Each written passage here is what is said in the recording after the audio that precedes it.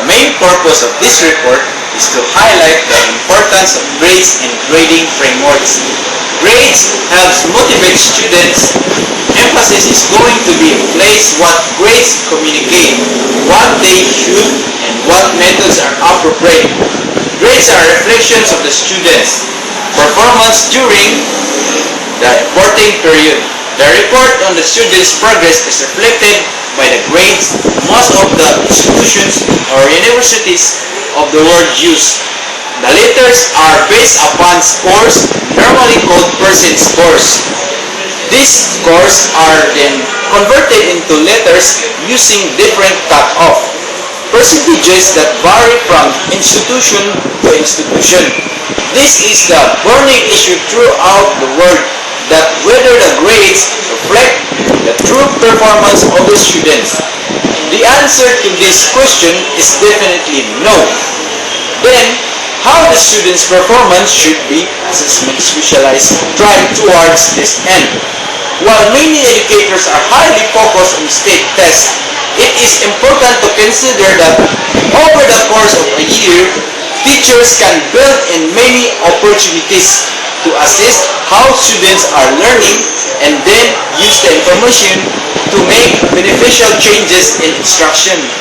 This diagnostic use of assessment to provide feedback to teachers and students over of the course of instruction is called assessment or summative assessment, which generally takes place after a period of instruction and requires making of judgment about the learning that has occurred by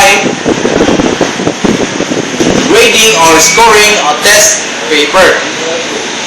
It depends upon the teacher what principles of teaching or pedagogy may he or she apply. And the important is the grading system is standard-based. In making our grading system, we consider the context of our learners. We consider their intellectual capabilities, because some students are good in performance-based tests, and some students are good in paper-pencil tests. We also considered their comprehensive capabilities.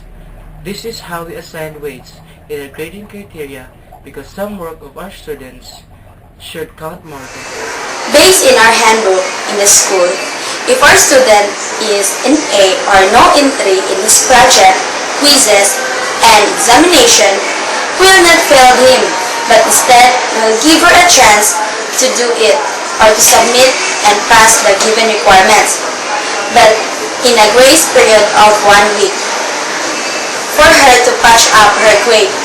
But if the student still cannot comply the requirements, that's the time we will fail him. If our student submit her project late, we will not immediately fail her or him, but instead we will try to listen to her. Maybe she is sick or on that day, or she has a emergency in her home. If her reason is valid, that's the time we will accept his project. To establish a knowledge test instrument, it is important always be mindful of your predetermined learning outcomes and goals. This mindfulness will help to ensure that each question you develop is an accurate measure of the specified learning outcomes. An example of an individual question is one which tests a student's ability to recall facts when it was actually intended to access a student's ability to analyze information. Verifying validity and reliability in a written test can be challenging. For instance, in grading of a writing test, what exactly are you trying to measure? The student's writing abilities, content knowledge, all of the above. Be sure that all of your expectation for an exam are those articulated in the overall course goals. Another way to increase test validity and reliability is to re-examine and possibly remove questions missed by a large majority of students. If a significant percentage misses the same question, there is a definite possibility that the question was somehow unclear or was not representative of the intended learning outcome. Giving grade to student, it must be fair and consistent in the way of informing the stakeholders, especially for the parents, how the grading system is being done. For example, the student was not able to attend the final exam. So, as a teacher, I will give him or her a chance to take the final exam. This is the right thing to do for the fairness of giving grade to students, because when you just simply put 0 or 65, it can really affect the consistent grade of the student.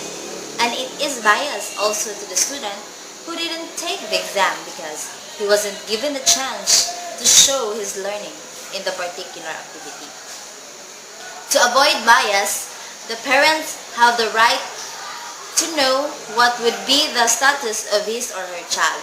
In giving grades, the attitude of the student must not be affect the grades of the child, because attitude of the student is separate from his or her mastery of learning.